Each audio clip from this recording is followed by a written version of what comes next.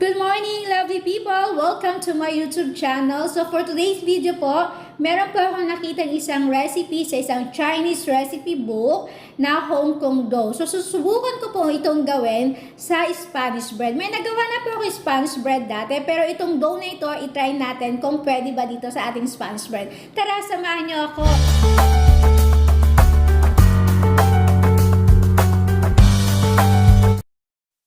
So, ayan na nga po, lovely people. So, ang recipe natin dito ay yung Hong Kong dough recipe ng Chinese recipe book na nakita ko.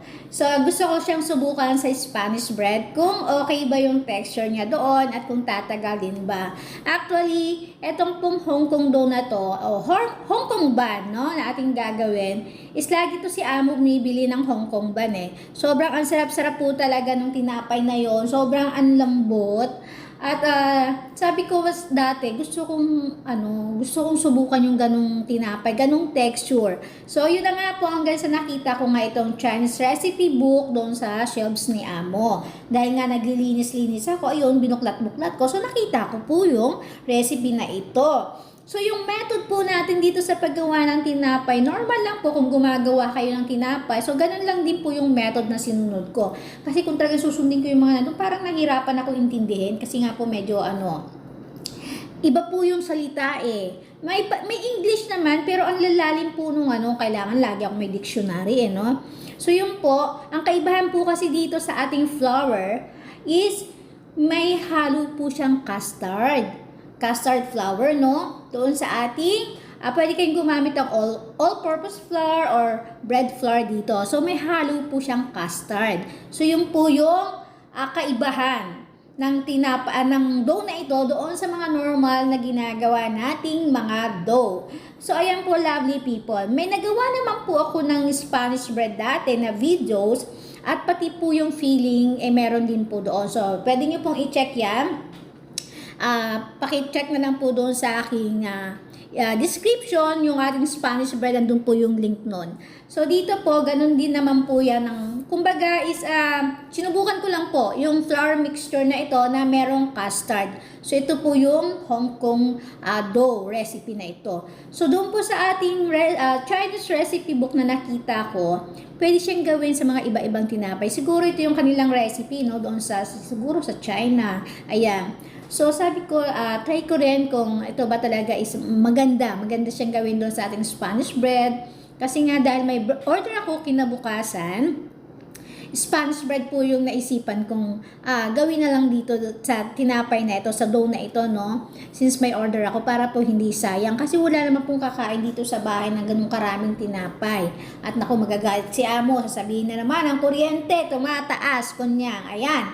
So, ayan po yung, alam niyo po yung niya, is napaka-sticky po, napaka-malagkit niya. Siguro po gawa ng custard powder, no, na ating hinalo doon sa ating bread flour mixture.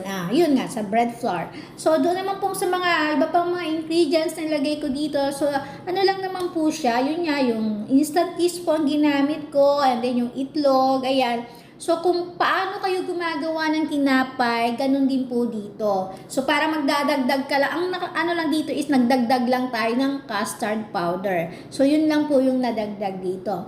So, sa mga iba ko pong videos is meron po ako, gumagamit po ako ng mga water rocks, meron po, gumagamit po ako ng sweet potato rocks, yun po yung mga ganon. So, yung rocks po na yun is nandyan din po, no, na ni-upload ko na po yan nung ako'y gumagawa ng mga tinapay. So, pwede nyo pong i-check yung mga link na yon.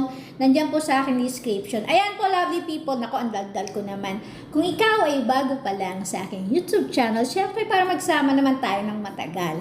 So, please like, subscribe, at pakihit po na ating bell icon para naman ma-notify ka sa ating mga susunod pa na videos. Ayan, lovely people. Walang away-away. Dapat bati-bati lang tayo. So, ayan na, lovely people. Medyo i-need ko lang siya. I-need ko pa siya ng content, no? Sobrang sticky siya. So, naglagay po ako ng langis sa aking, syempre sa aking gloves, no, para hindi siya dumikit.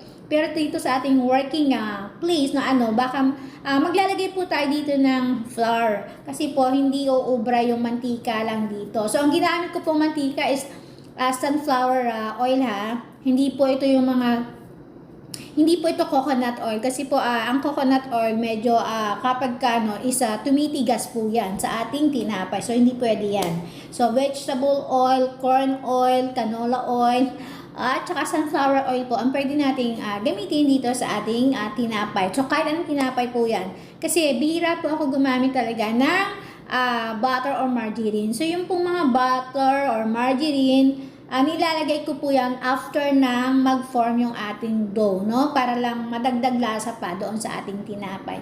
So ayan, lovely people, stay tuned po muna at tayo ay inid natin ng konti pa para talaga makuha natin yung gusto natin consistency ng ating dough.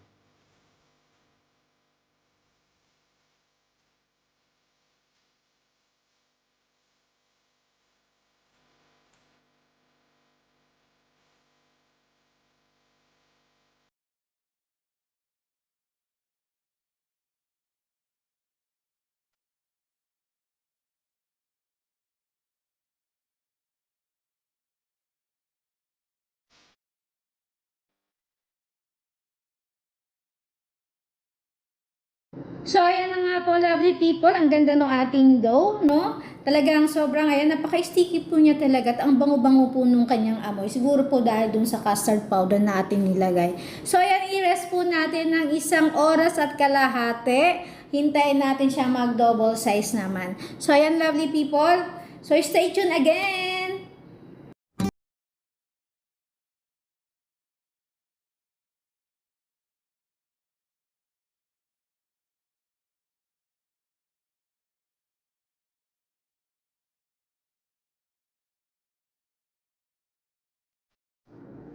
Ayan na nga po, lovely people, nag-double size na yung ating dough at grabe, napakaganda po, napakakinis at talaga namang ang texture niya, lovely people, ibang-iba talaga doon sa mga normal na tinapay na ginagawa ko. Iba po yung talagang yung alam niyo yung pagka-elastic niya. So ayan po, lovely peeps, hati-hatiin natin ito sa portion na gusto natin, anong laki ba yung gusto natin. Dahil po ang akin pong gagawin na Spanish bread ay per pack na po. So, medyo mas maliit lang po yung grams na ating gagawin. So, siguro po dito is mga 30 to 40 grams, no? Yung aking gagawin kasi po per pack. Usually po, kapag ako talaga ay nagtitinda, per piece po yan. So, pagka per piece po kasi, 50 to 70 grams po yon. Kaya lang kasi, alam nyo na, sa sobrang mahal ng mga bilihin, ng mga ingredients, ang hirap pong mag-per piece kasi po, hindi na siya mabebenta doon sa price talaga na, talagang price ko sa kanya. Kasi po, kapag nagdagdag pa ako, masyado na pong mahal. So, hindi po tayo makakabenta pag gano'n. Kaya naman, lilitan ko lang ng konti, tapos, iriripak ko po siya. So, doon at least kahit paano sa pagka per pack, meron akong profit kahit konti. Konti lang ang profit ko. Actually, walang labor yon.